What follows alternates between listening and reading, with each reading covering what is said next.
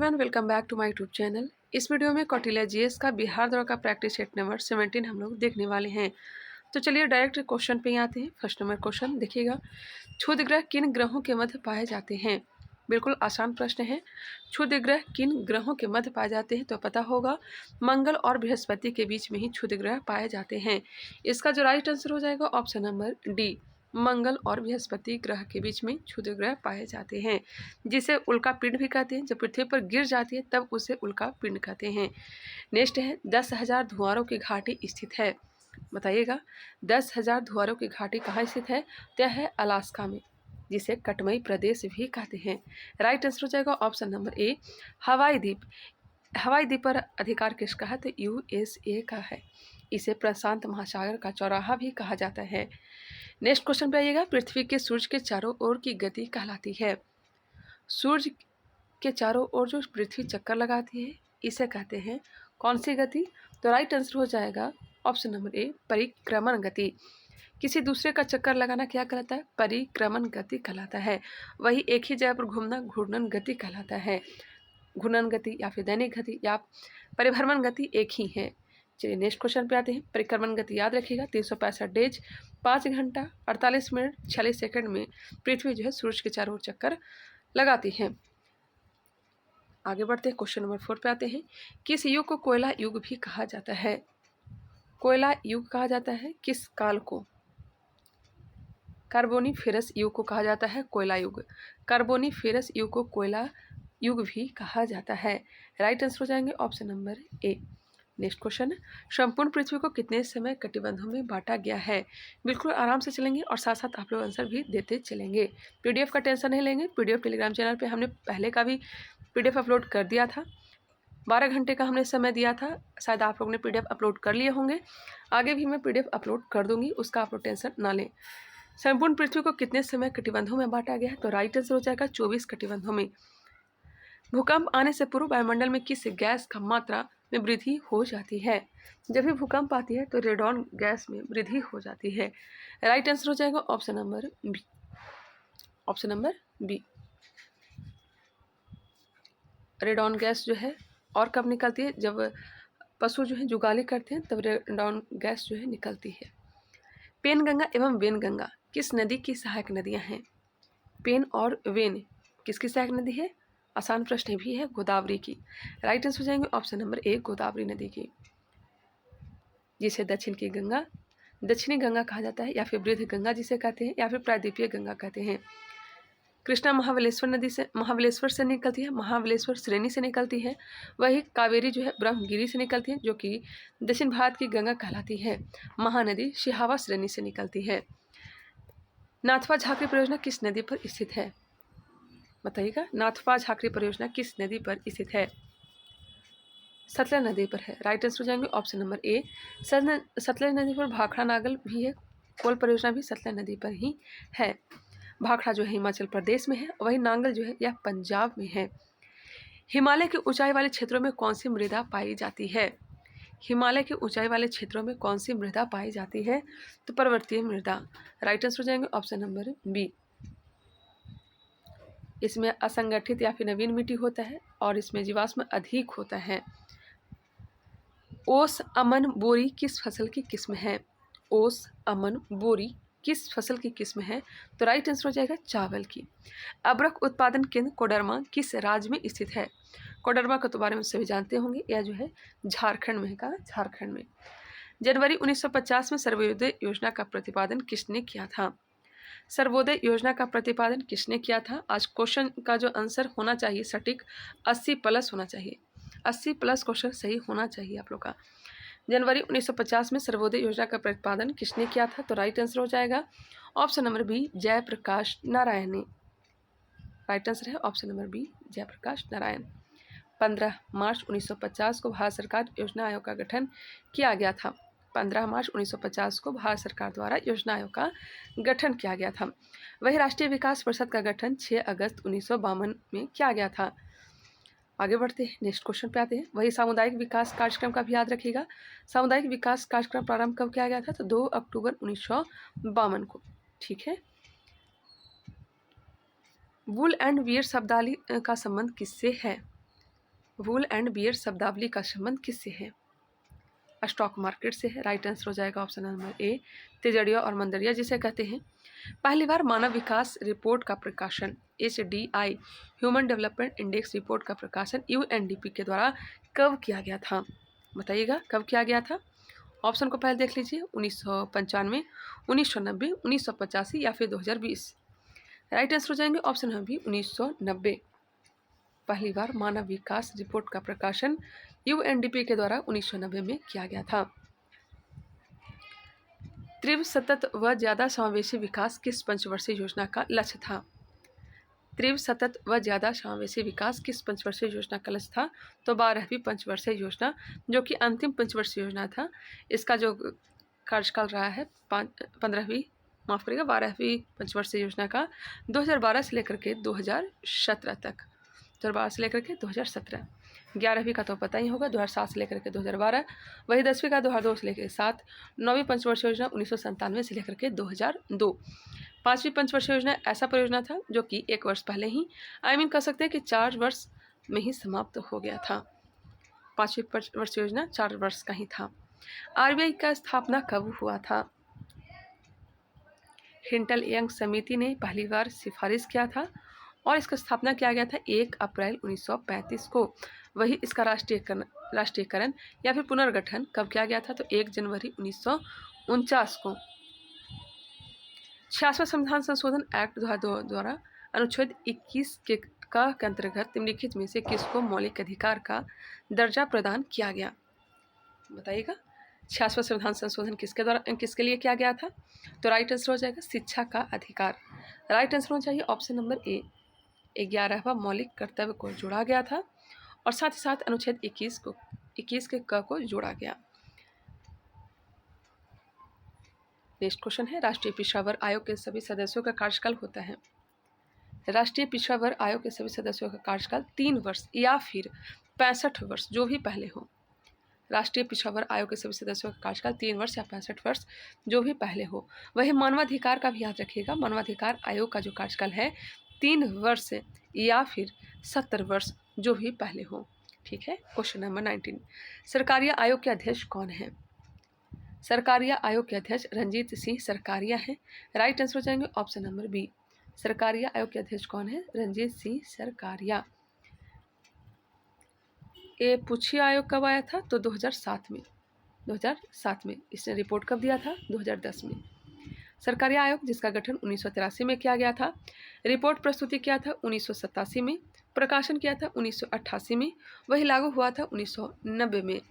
प्रथम प्रशासनिक आयोग की सिफारिश मोरारजी देसाई। प्रथम प्रशासनिक आयोग कब लाया गया था? तो 1966 में। परिसीमन आयोग की अध्यक्षता करता है। परिसीमन आयोग की अध्यक्षता करता है उच्चतम न्यायालय का अवकाश प्राप्त न्यायाधीश। उच्चतम न्यायालय का अवकाश प्राप्त न्यायाधीश। राइट आंसर हो जाएंगे ऑप्शन नंबर सी, परिसीमन आयोग जिसकी चर्चा अनुच्छेद 82 में किया गया है। 82। 11वीं अनुसूची में सम्मिलित किए गए विषयों की संख्या है। 11वीं अनुसूची संबंधित है किससे? तो पंचायती से संबंधित है, पंचायत से संबंधित है और पंचायत में 29 विषय को शामिल किया गया है। राइट आंसर हो जाएगा ऑप्शन नंबर ए, 73वां संविधान संशोधन 1993, याद रखिएगा। नेक्स्ट क्वेश्चन है, वही नगर पालिका में 18 विषय को शामिल किया गया है। अनुसूची 12, अनुच्छेद 12 को याद रखिएगा। अनुसूची 12 और संविधान संशोधन जो हुआ था 74वीं संविधान संशोधन 1992 में। पंचायत से संबंधित है 73वीं संविधान संशोधन, वही नगर पालिका से संबंधित है 74वीं संविधान संशोधन 1992। नेक्स्ट क्वेश्चन पे आते हैं, भारत में लोकायुक्त की स्थापना सर्वप्रथम कहाँ पर की गई? भारत में लोकायुक्त की स्थापना सर्वप्रथम कहाँ पर की गई? तो महाराष्ट्र में। भारत में अब तक कितनी बार राष्ट्रीय आपात लगा है? भारत में अब तक 3 बार राष्ट्रीय आपातकाल लग चुका है। राइट आंसर हो जाएंगे ऑप्शन नंबर सी, कब कब लगा है ये भी याद रखिएगा। सबसे पहले लगा था 1962 में, चीन के साथ जब युद्ध हुआ था तो पहली बार लगाया गया था 1962 से 1968, दूसरी बार 1971 से 77 और तीसरी बार 1975 में लगा था 1975 से 77, जो कि आंतरिक अशांति के कारण आपातकाल लगाए गए थे। नेक्स्ट क्वेश्चन है, स्वीडन में सर्वप्रथम किस वर्ष संविधान के अंतर्गत ओम्बुड्समैन की स्थापना की गई? स्वीडन में सर्वप्रथम किस वर्ष संविधान के अंतर्गत ओम्बुड्समैन की स्थापना की गई? 1809। लोक सेवा आयोग की स्थापना की गई थी। लोक सेवा आयोग की स्थापना 1919 के अधिनियम के तहत 1926 में की गई थी। बिल्कुल राइट आंसर है। बाकी जो भी आयोग पूछा जाए, चाहे वो संयुक्त लोक सेवा आयोग हो या फिर राज्य लोक सेवा आयोग हो, वो सारे का गठन किया गया 1935 के अधिनियम के तहत। लेकिन सिर्फ लोक सेवा आयोग रहेगा तो 1919 के अधिनियम के तहत 1926 में लोक सेवा आयोग की स्थापना की गई थी। और संघ लोक सेवा आयोग का याद रखिएगा 1935 के अधिनियम के तहत 1937 में, चाहे वो संघ लोक सेवा आयोग हो या फिर राज्य लोक सेवा आयोग हो या फिर संयुक्त लोक सेवा आयोग हो, 1935 के अधिनियम के तहत 1937 में गठन किया गया था। क्लियर। नेक्स्ट क्वेश्चन है, बोस्टन टी पार्टी की घटना कब घटित हुई? बोस्टन टी पार्टी की घटना जो कि अमेरिका में घटित हुई थी सैमुअल एडम्स के नेतृत्व में, और यह घटना घटी थी 16 दिसंबर 1773। राइट आंसर हो जाएगा ऑप्शन नंबर डी। अमेरिका क्रांति के तत्कालीन कारण बोस्टन टी पार्टी की घटना ही माना जाता है। नेक्स्ट क्वेश्चन है 27 नंबर, रेडियो का आविष्कार सर्वप्रथम किसने किया था? रेडियो का आविष्कार मार्कोनी ने किया था। राइट आंसर हो जाएंगे ऑप्शन नंबर ए। वही टेलीफोन की खोज किसने की थी? ग्राहम बेल ने। टेलीफोन ग्राहम बेल हो जाएगा। टेलीविजन जे.एल. वेयर्ड हो जाएगा। अल्फा, बीटा और नाभी की खोज किसने किया था? तो रदरफोर्ड ने किया था। और गामा की खोज किसने किया था? बताएंगे आप लोग कमेंट करके। आगे बढ़ते हैं। रेडियो सक्रियता का भी ध्यान रखिएगा, हेनरी बेक्वेल हो जाएगा। और रेडियम और पोलोनियम की खोज किसने की थी? Madam Curie. पोलोनियम वही है जिसके समस्थानिक की संख्या सबसे ज़्यादा है, और कितने हैं? तो 27 है। रूस में प्रथम पंचवर्षीय योजना को किसने आरंभ किया था? रूस में प्रथम पंचवर्षीय योजना को किसने आरंभ किया था? स्टालिन ने। राइट आंसर हो जाएंगे option number D, Stalin. Next है, दुनिया के मजदूर एक हो जाओ नामक प्रसिद्ध नारा किसने दिया था? आसान प्रश्न है, ज़्यादा हार्ड है नहीं। राइट आंसर हो जाएंगे ऑप्शन नंबर एक, कार्ल मार्क्स, और इनके पुस्तक का नाम है दास कैपिटल। रूसी संसद को किस नाम से जाना जाता है? रूसी संसद को किस नाम से जाना जाता है? ड्यूमा के नाम से। ड्यूमा के नाम से जाना जाता है। पार्लियामेंट तो कहा जाता है कहाँ? फ्रांस। और कांग्रेस हो जाएगा आपका अमेरिका। ठीक है। जापान ने हवाई द्वीप समूह में स्थित अमेरिकी नौसैनिक अड्डा पर्ल हार्बर पर आक्रमण कब किया था? जापान ने हवाई द्वीप समूह में स्थित अमेरिकी नौसैनिक अड्डा पर्ल हार्बर पर आक्रमण कब किया था? तो 1941 में। 4 आश्रमों में से वानप्रस्थ आश्रम की आयु व्यवस्था थी। वानप्रस्थ पूछा जा रहा है तो 0 से 25 ब्रह्मचर्य आश्रम हो जाएगा, 25 से 50 आपका हो जाएगा गृहस्थ आश्रम, 50 से 75 वानप्रस्थ आश्रम, वही 75 से 100 हो जाएगा सन्यासी जीवन। राइट आंसर हो जाएंगे ऑप्शन नंबर सी। जावलो उपनिषद में 4 आश्रम की बात की गई है, वही छादोंग उपनिषद में 3 आश्रम की बात कही गई है। सिंधु घाटी सभ्यता से प्राप्त ईंटों का अनुपात है। सिंधु घाटी सभ्यता से प्राप्त ईंटों का अनुपात, ईंट का सास मोहनजोदड़ो से मिला है, अनुपात है 4:2:1। तिब्बत को आर्यों का मूल निवास स्थान किस विद्वान ने माना था? तिब्बत को आर्यों का मूल निवास स्थान किस विद्वान ने माना था? तो राइट आंसर हो जाएगा Swami Dayanand Saraswati. Arctic of the home यह दिया था बाल गंगाधर तिलक ने। आर्य जो है आर्कटिक से आए हैं। मैक्स मुलर ने कहा था आर्य जो है मध्य एशिया के रहने वाले हैं। और पेनका ने कहा था कि जर्मनी के रहने वाले हैं, मतलब जर्मनी इनका मूल निवास है। बौद्ध धर्म में संघ प्रवेश को क्या कहा जाता है? बौद्ध धर्म में संघ प्रवेश को क्या कहा जाता है? उपसंपदा कहलाता है। क्या कहलाता है? उपसंपदा। इसकी चर्चा विनय पिटक में किया गया है। विनय पिटक वही है जिसकी रचना उपाली ने किया था। सूत पिटक की रचना आनंद ने किया था। मोगलीपुतिस ने अभिधम पिटक की रचना की थी। 1857 की क्रांति के समय भारत का गवर्नर जनरल कौन था? आसान प्रश्न भी है, लॉर्ड कैनिंग हो जाएगा। पीएम कौन था उस समय? तो पामस्टन था। पामस्टन। भारत को तलवार के बल पर विजित किया गया और तलवार के बल पर ही इसका रक्षा की जाएगी, उपयुक्त कथन किसका है? बताइएगा। लॉर्ड एल्गिन द्वितीय का। लॉर्ड एल्गिन द्वितीय का। कांग्रेस के मात्र किस अधिवेशन की अध्यक्षता महात्मा गांधी द्वारा की गई थी? तो पहली बार अध्यक्षता किए थे 1924 ईस्वी में राइट आंसर हो जाएगा ऑप्शन नंबर ए, बेलगांव अधिवेशन। पहली बार भाग कब लिए थे? तो 1901 में भाग लिए थे, कलकत्ता अधिवेशन में। हल्दी घाटी के युद्ध को किसने मेवाड़ का मैराथन कहा था? हल्दी घाटी के युद्ध को किसने मेवाड़ का मैराथन कहा था? महाराणा प्रताप और अकबर के बीच में हल्दी घाटी का युद्ध हुआ था। राइट आंसर हो जाएगा option number B, colonel Tod ने कहा था। हल्दी घाटी का युद्ध याद रखिएगा 1576 में लड़ा गया था। महाराणा प्रताप के सेनापति का नाम हकीम खां था, वही अकबर के सेनापति का नाम मान सिंह था। नेक्स्ट क्वेश्चन है, 1930 के शारदा अधिनियम द्वारा लड़के व लड़कियों के लिए विवाह का आयु कितनी निर्धारित की गई थी? थोड़ा फास्टिंग कर लेते हैं, समय ज़्यादा फिर हो जाएंगे। 1930 के शारदा अधिनियम द्वारा लड़के व लड़कियों के लिए विवाह का आयु कितना निर्धारित की गई थी? 21 वर्ष और 18 वर्ष। लड़कों का उम्र 21 वर्ष, वही लड़कियों की उम्र 18 वर्ष निर्धारित किया गया था। एक मिनट, 1930 का शारदा अधिनियम अभी वर्तमान में जो है 21 वर्ष 18 वर्ष है। शारदा अधिनियम के तहत लड़का का उम्र 18 वर्ष है और लड़की का उम्र 14 वर्ष निर्धारित किया गया था। बिल्कुल राइट आंसर हो जाएगा ऑप्शन नंबर डी, जो कि बिल्कुल राइट आंसर है, डी होंगे। ठीक है, अभी वर्तमान में 21-18 है। संवेग का एसआई मात्रक है, संवेग का केजी मीटर पर सेकंड। जब लिफ्ट ऊपर की ओर त्वरित गति करे तो लिफ्ट में बैठे मनुष्य को भार प्रतीत होगा। जब लिफ्ट ऊपर की ओर त्वरित गति से, तो इसका जो राइट आंसर हो जाएगा ऑप्शन नंबर, जब लिफ्ट ऊपर की ओर त्वरित गति से करे तो लिफ्ट में बैठे मनुष्य का भार प्रतीत होगा बढ़ा हुआ।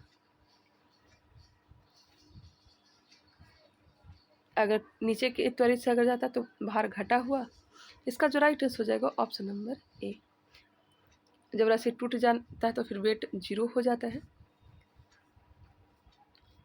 कंबल को झड़काने पर धूल मिट्टी के कणों को नीचे गिरने का कारण कौन से नियम की पालना करता है? एक बार फिर से, कंबल को झड़काने पर धूल मिट्टी के कणों को नीचे गिरना के कौन से नियम की पालन करता है? थोड़ा सा क्वेश्चन में गड़बड़ है। राइट आंसर हो जाएगा गति का प्रथम नियम। कोई वस्तु जब तक स्थिर है तब तक उस पर बहाबल न लगाया जाए। क्रिया प्रतिक्रिया है तो गति का तृतीय नियम हो जाएगा। यांत्रिक ऊर्जा को ध्वनि ऊर्जा में बदलने वाली युक्ति है। यांत्रिक ऊर्जा को ध्वनि ऊर्जा में बदलने वाली युक्ति सितार है, वही माइक्रोफोन जो है ध्वनि ऊर्जा को विद्युत ऊर्जा में बदलती है। डायनेमो यांत्रिक ऊर्जा को विद्युत ऊर्जा में, वही विद्युत बल्ब जो है विद्युत ऊर्जा को प्रकाश एवं उष्मा ऊर्जा में। वह निकाय जिसमें केवल ऊर्जा का आदान प्रदान हो लेकिन द्रव का नहीं कहलाता है। वह निकाय जिसमें केवल ऊर्जा का आदान प्रदान हो लेकिन द्रव का नहीं कहलाता है, यह कहलाता है बंद निकाय। Right answer option number B. आवेग का सूत्र है, आवेग का सूत्र हो जाएगा बल गुने समय अंतराल। Right answer option number C हो जाएंगे, बल गुने समय अंतराल। वर्णाधीनता रोग से पीड़ित व्यक्ति मुख्यतः किन रंगों में भेद नहीं कर पाता? तो राइट आंसर हो जाएगा लाल व हरे रंग में। किसी परमाणु में उपस्थित नाभिक की प्रकृति होती है, नाभिक की प्रकृति होती है धनावेशित। Right answer option number A. आधुनिक आवर्त सारणी में कुल कितने वर्ग थे? आधुनिक आवर्त सारणी में पूछा जाए तो 18 हो जाएंगे, 18। राइट आंसर ऑप्शन नंबर ए। नेक्स्ट है, निम्नलिखित में से कौन सी धातु का घनत्व सर्वाधिक होता है? धातु का घनत्व पूछा जाए तो ऑस्मियम, ऑस्मियम जो है सबसे भारी धातु है, वही सबसे हल्की धातु जो है लिथियम है। सबसे हल्की गैस कौन सा? तो हाइड्रोजन है। सबसे हल्का तत्व कौन सा है? तो हाइड्रोजन ही है। वही सबसे हल्का अधातु कौन सा है? तो यह भी हाइड्रोजन है। सबसे भारी अधातु कौन सा है? एक कमेंट करके आप लोग बताएंगे सबसे भारी अधातु कौन सा है।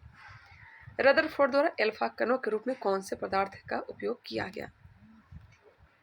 बताइए। राइट आंसर हो जाएगा हीलियम नाभिक, हीलियम नाभिक ऑप्शन नंबर ए। निम्नलिखित में से कौन सा एक क्रिस्टलीय ठोस है? क्रिस्टलीय ठोस हो जाएगा नमक, ऑप्शन नंबर ए, नमक NaCl। निम्नलिखित में से कौन सा कथन सही है? क्षार में साबुन जैसे चिन्नाहट होती है, चिकनाहट होती है। क्षार स्वाद में कड़वे होते हैं, बिल्कुल। क्षार विद्युत के सुचालक होते हैं, जी हाँ, सभी हो जाएंगे। सीमेंट का दृढ़ीकरण किसके कारण होता है? निर्जलीकरण के कारण। इनो का प्रमुख घटक है, इनो का प्रमुख घटक कौन सा है? तो बेकिंग सोडा NaHCO3।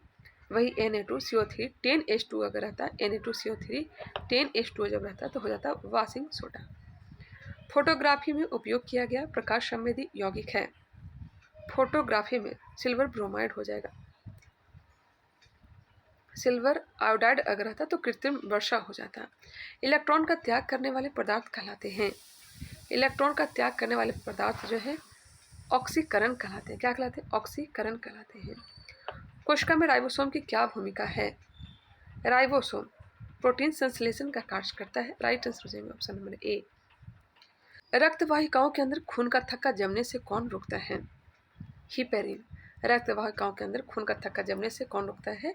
हिपेरिन। आधार उपापचयी दर किसके द्वारा नियंत्रित होता है? थायराइड ग्रंथि द्वारा। पित्त का प्रमुख कार्य क्या है? बताइएगा। पित्त का प्रमुख कार्य क्या है? तो वसा का वसा अम्ल और ग्लिसरॉल में परिवर्तन करना। बिल्कुल। वसा पाशीकरण करना, वसा अम्ल और ग्लिसरॉल का वसा में परिवर्तित करना। सभी हो जाएंगे मेरे ख्याल से। पित्त का प्रमुख कार्य क्या है? अगर सटीक आंसर वसा पाशीकरण ही होगा। मानव में कितने जोड़ी वृक्क पाए जाते हैं? मानव में कितने जोड़ी वृक्क पाए जाते हैं? 2 जोड़ी। माफ करिए, 1 जोड़ी। मतलब 2 पाए जाते हैं तो 1 जोड़ी हो गया। राइट आंसर हो जाएंगे ऑप्शन नंबर बी। मानव शरीर की सबसे छोटी मांसपेशी है। मानव शरीर की सबसे छोटी मांसपेशी पूछा जा रहा है तो आस्टोरियस हो जाएगा। मानव शरीर की सबसे छोटी मांसपेशी आस्टोरियस। सबसे छोटी हड्डी अगर रहता तब अस्टेपिज होता। पुरुषों में बंधकरण प्रक्रिया को कहा जाता है? वैसेप्टोमी कहलाता है। क्या कहलाता है? पुरुष नसबंदी को वैसेप्टोमी, महिला नसबंदी को ट्यूबेक्टोमी कहलाता है। विटामिन सी का रासायनिक नाम है? विटामिन सी एस्कॉर्बिक अम्ल हो जाएंगे। फॉलिक अम्ल विटामिन B9 हो जाएगा। विटामिन B5 पेंटाथोनिक अम्ल। एक पोपी अस्तर को अपने पूर्ववर्ती अस्तर से लगभग कितनी मात्रा में ऊर्जा उपलब्ध होती है? लैंडमान का ऊर्जा प्रवाह का नियम जो है 10% है। राइट आंसर हो जाएंगे ऑप्शन नंबर बी। यहाँ पे पोसी कर लीजिए। एक पोसी अस्तर को थोड़ा सा मिसप्रिंट हो रखा है। नागफनी की पत्तियां रूपांतरित होती है। नागफनी की पत्तियां जो है कांटों में रूपांतरित हो जाती हैं। तने का मुख्य कार्य है कायिक जनन में सहायक। तने का मुख्य कार्य है कायिक जनन में सहायक, पौधों की मृदा से संलग्न करने में, सूरज के प्रकाश से पत्तियों को बनाए रखने में। तने का मुख्य कार्य है तो राइट आंसर इसका जो होगा पौधे को मृदा से संलग्न करने में। राइट आंसर हो जाएंगे option number B. Option number B होंगे। हाइड्रोफोबिया रोग है। Hydrophobia rabies. हाल ही भारतीय सेना ने कौन सा end to end crypted mobile system विकसित किया? End to end crypted mobile system विकसित किया है तो संभव हो जाएगा। हाल ही में चंद्रमा की धरती पर उतरने वाला दुनिया का 5वां देश कौन बना? बताइएगा। चंद्रमा की धरती पर उतरने वाला दुनिया का 5वां देश कौन सा बन गया है? जापान, अमेरिका, चीन, भारत। तो जापान हो जाएगा। विश्व की पहली परमाणु बैटरी किस देश में विकसित की है? विश्व की पहली परमाणु बैटरी किस देश में विकसित की है? तो चीन में। विश्व की सबसे बड़ी भीमराव अंबेडकर की मूर्ति कहाँ स्थापित की गई? आंध्र प्रदेश में। हाल ही में जारी लोकतंत्र सूचकांक 2023 में भारत की रैंक क्या है? लोकतंत्र सूचकांक 2023 में भारत का स्थान 41वां। खेलो इंडिया यूथ गेम्स 2024 में पदक तालिका में कौन सा राज्य शीर्ष पर रहा? महाराष्ट्र। ग्रैमी अवार्ड 2024 में बेस्ट ग्लोबल म्यूजिक एल्बम का अवार्ड किसने जीता है? ग्रैमी अवार्ड 2024 में बेस्ट ग्लोबल म्यूजिक एल्बम का अवार्ड किसने जीता है? This moment. देश का पहला तांबे से बना राष्ट्रपति महात्मा गांधी को समर्पित बापू टावर कहाँ स्थापित किया गया है? ये तो अपना बिहार में स्थापित किया गया है। हाल ही में आईसीसी अंडर 19 पुरुष वनडे विश्व कप किस देश ने जीता है? ऑस्ट्रेलिया।